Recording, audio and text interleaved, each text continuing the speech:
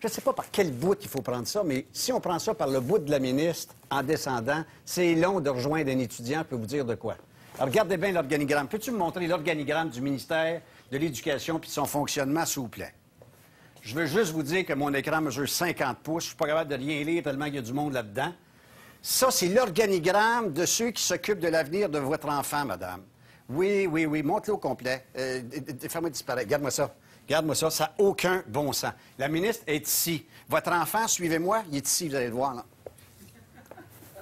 Il est direct là. Suis-moi, je suis en bas. Je suis en bas de l'échelle.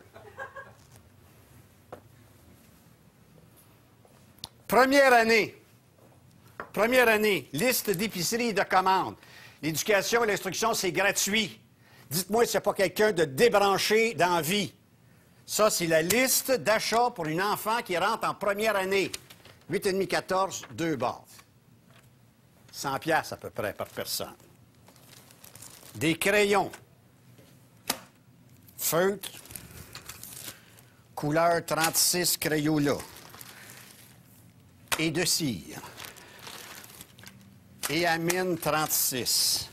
Excusez-moi, ça, c'est des étiquettes parce que, ben oui, le génie a poussé à identifier chacun des crayons.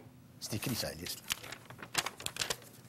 Veuillez identifier tous les effets et tous les crayons, un par un, au nom de votre enfant. Y a-t-il quelqu'un qui travaille dans les commissions scolaires, dans les écoles? Les parents travaillent, eux autres. Minute, j'ai pas fini, là. C'est quand même. D'autres crayons. Amine.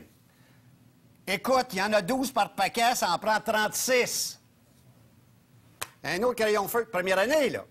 Un crayon marqueur jaune, première année. Tu sais pas écrire papa, maman encore, là. Fait qu'étant donné que tu sais pas écrire des effaces, t'en veux-tu? 5 que ça en prend. C'est sa liste. 5 effaces. Y a-tu quelqu'un qui a pas de jugement quelque part, là, qui a pas été à l'école? Qu'est-ce qui est arrivé? Trop longtemps. Pour moi, ils ont été trop longtemps à l'école. C'est ça qui arrive. Quand tu vas trop longtemps à l'école, moi, quand j'ai été longtemps à l'école puis j'étais à l'université, j'avais pas des grands yeux, parce que j'avais la tête grosse de même. Fait que c'était proportionnel. Quand t'as la tête enflée, c'est sûr que t'es loin de la réalité. Des duotangs! 17 duotangs! 17! 17, première année! On a des journalistes de profession depuis 40 ans, ils n'ont pas un maudit cartable! C'est tout poigné sur des feuilles de papier puis mal fait. 17 duotangs, check l'arbitre, il y a quelqu'un qui me frappe. Ce qui est le plus petit, c'est le calendrier scolaire. 180 jours plus et moins, ça dépend sur quel bout vous le prenez. 10 jours de tempête de neige, 14 journées pédagogiques. Ils réussissent pas. Il faut les faire raccrocher. Raccrocher, je reviens tout de suite. Attendez-moi, là. On va vous montrer des outils pédagogiques de raccrochage. J'ai ça ici, là. Ça ne devrait pas tarder. Vous avez 17 ans ou 35 ans. Vous voulez retourner à l'école? Voici l'équipement que ça vous prend. Baisse, baisse, baisse. Des pétoufles. Oui, madame. Des pantoufles. Tu as 17 ans, tu n'as pas fini ton secondaire 5. Tu as 35 ans, tu es marié, tu as 3 enfants. Tu veux retourner à l'école parce que tu veux avoir une chance dans la vie. La première affaire qu'ils font, ils disent « Ça te prend des pantoufles pour entrer dans la classe. » Vous me croyez pas? Passe-moi ça. À l'école, en vol. Retour à l'école pour des gars de 17 ans qui en palette comme ça, qui ont le califourchon rendu aux genoux peut-être, qui veulent essayer d'avoir une chance dans la vie. Bien, il y a une direction d'école qui n'est pas assez intelligente pour pas salir les planchers, ça vous prend des pantoufles. C'est sérieux, là. Des pantoufles. Il y a un gars de 17 ans qui n'avait pas ses pantoufles. Bien, ils l'ont mis en retenue. À l'école, à 17 ans. Puis le gars de 35 ans avec 3 enfants, même affaire. Ceux qui ont leurs pantoufles, vous pouvez vous en aller chez vous, les amis. C'est un privilège. Ça prend des épais qui s'appellent l'envol, qui étudient puis qui soient des hogs longs de même. Savez-vous pourquoi? Parce que c'est le concierge qui mène la discipline scolaire. Ils ont 2 heures de mop, fait qu'ils peuvent salir. Et l'éducation étant l'exemple, bien, les profs ont leurs souliers. Dans la classe.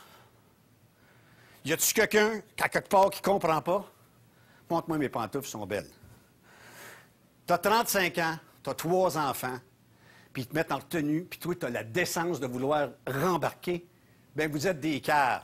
Il n'y a pas d'autre mot que ça, là. Comment est-ce que vous soyez les hogs ou les directeurs que vous voulez, vous êtes des sans-dessin. Pense-moi à garder. La ministre s'en vient. Ben, moi aussi, je raccroche. J'avais décroché, moi, j'étais parti depuis un an.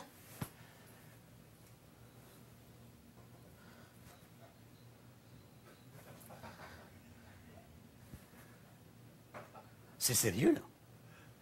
Il y a des organismes qu'on appelle les commissions scolaires qui ont un pouvoir de taxation, puis qui vous taxent pour obtenir de tels services. Tu as quelqu'un qui est nommé directeur d'une école, puis tu as un prof qui a de l'initiative. Mais petouf. Mais madame, elle ne mettra pas de petouf. L'éducation, c'est l'exemple. Fait qu'elle rentre avec ses souliers. Quand tu appelles à l'école, mais c'est parce que le parking est en gravier. Fait qu'ils peuvent salir les planchers. À 35 ans, le gars, il les enlève même pas ses souliers pour rentrer chez eux.